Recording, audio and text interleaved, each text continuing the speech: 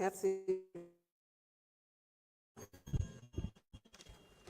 Monsieur le Président, ñu ngi lay nuyu, Monsieur le Premier ministre, Madame la Secrétaire d'État, Madame, Messieurs les membres du gouvernement, chers collègues, nuyu nañ leen. Monsieur le ministre, ñu ngi lay dalal ak jàmm di la wax fi nga teg sa tànk foofu la ñun ñu ngi ànd ak yow chaque jour.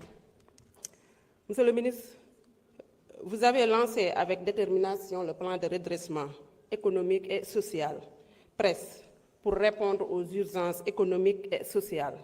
Quel bilan concret pouvez-vous établir concernant le PRESS? Quelles structures productrices prioritaires avez-vous identifiées pour accélérer la transformation structurelle de notre économie? Monsieur le ministre, l'emploi des jeunes et des femmes demeure un défi récurrent pour l'ensemble des gouvernants. Quelles sont les mesures prises dans les secteurs pourvoyeurs d'emploi pour faciliter l'insertion professionnelle de ces deux catégories? Monsieur le ministre, ñu di lay remercier bu baax a baax ci sa taxawaay ci Sénégal. Man damay wax ne yow yaay suñu champion. Vous êtes le champion des champions. Ndax nag yéen a ñëw fekk réew mi ci 5e sous-sol yëkkati ko ba sénégalais yi yëgatuñu wala xamatuñu mitti waaye dëgg ci dund bi. Donc ñu ngi lay féliciter bu baax a baax di la wax rek ñun les députés, le Sénégal en entier, nous sommes aptes derrière vous. Nous sommes aptes pour gunge la ci lépp loo xamante ne nii day jëmale Sénégal kanam ndax xam nañ ne yow sa lépp ci dëgg nga koy teg te dëgg mooy jiitu te mooy mujj te ku ànd ak dëgg yàlla ànd ak yow te ku ànd ak yàlla ñëpp ànd ak yow képp ku baax wala ku bëgg lu baax ku nekk day ànd ak yow. Monsieur le Premier ministre, ma lay wax Sénégal gépp nee nañ waaw ñu waa boor bee sax nee nañ waaw xanaa kay dañ ko rus a wax mu jëm kaw mais ñu ngi koy wax ñu lay wax rek doxal jëm ca kanam ñun ñu ngi sa ginnaaw di la gunge bul geestu ndax nag ku jiitu rek lan lay yow mi jiitu yow la ñuy corné waaye yow mi jiitu doo corné mukk ñi nekk ci sa ginnaaw que ça soit ay binte mécanicien ak ñamu àndal ñëpp ñun yow la ñuy topp lijjantiwuñu ka ca des. Merci beaucoup. Merci beaucoup, honorable. Merci beaucoup, honorable. Honorable Samba Diouf, vous avez la parole. Ensuite, on donne la parole au Premier ministre.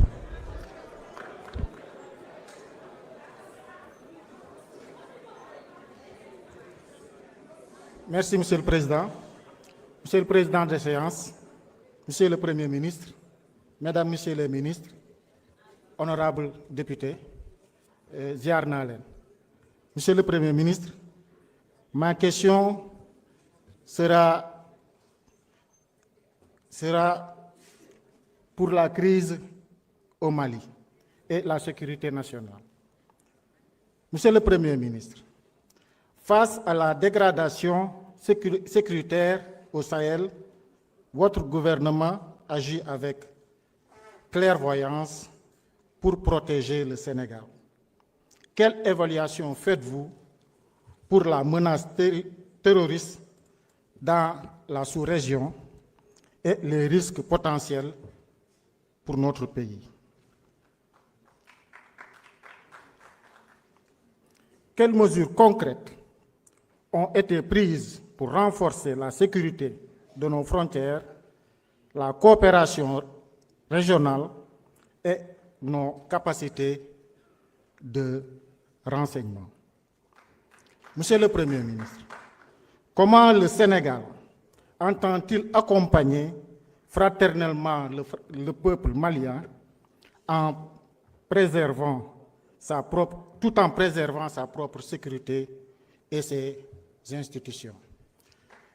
Monsieur le Premier ministre, comme niñ ko xamee si dëkk yi nga xam ne ñi ngi nekk suñu ginnaaw am na ay coow yu bari yu fa am yoo xam ne mën na nekk coow yoo xam ne mën na dal suñ réew ñi ngi laajte sa gouvernement yan mesure lay jël pour mën a dakkal wala mën a aar réew mi nga xam mooy muy Sénégal te nga jiite ko wala nga jiite gouvernement bi ñi ngi lay laaj aussi lan mooy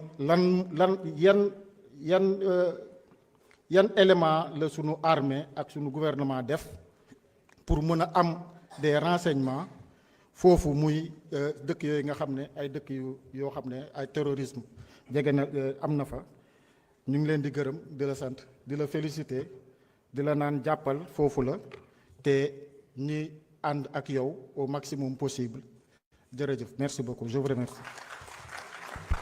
Merci beaucoup, honorable. Monsieur le Premier ministre, vous avez la parole.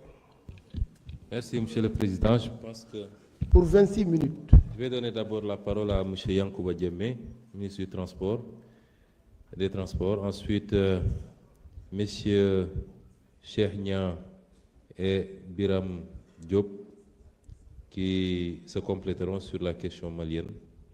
Et Madame Khadigen Gaye, certainement pour les JOJ. Et je terminerai pour 5 ou 10 minutes. Donc, Monsieur Yankouba Diémé, vous avez 5 minutes.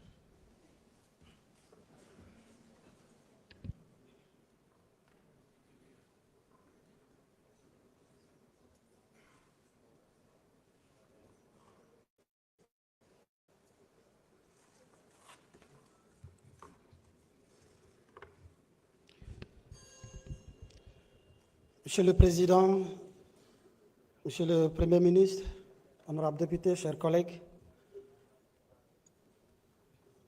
ma ñëw ci wolof parce que honorable député Awa Sonko mi posé question bi daf ko def ci ñaari langue comme ñun suñu temps bi dafa xaw a gàtt ñu góorgóorlu ci wolof bi pour sénégalais yëpp mën ñoo dégg ni ko suñu premier ministre daal di ñaax question yi mu posé bëri na tàmbalee ko ci yan mesure ak fan lañu toll ci modernisation du secteur du transport ak faj tolof-tolof yi nga xam ne moo dal secteur transport mu toftal ci JOJ yi ñuy waajal fan lañ ci toll ndax il y a un risque à mitiger mu xaw a bés question am ci wàllum tabaski opération spéciale tabaski su ma tënkee tontu balaa may jéem a faram-fàccee ba fu ma tàmbi dab ma yem ca bu ci njëkk tey bu ñu ñëwee ci gouvernement bi lu ñu njëkk a def ci secteur transport mooy lëlu taxaw def lu ñuy wax état général des transports publics tey moo ñu génne li nga xam ne mooy suñu tableau de bord bi nga xam ne bépp politique bu ñu déroulé pour appliquer ko foofu mooy suñu sukkandikukaay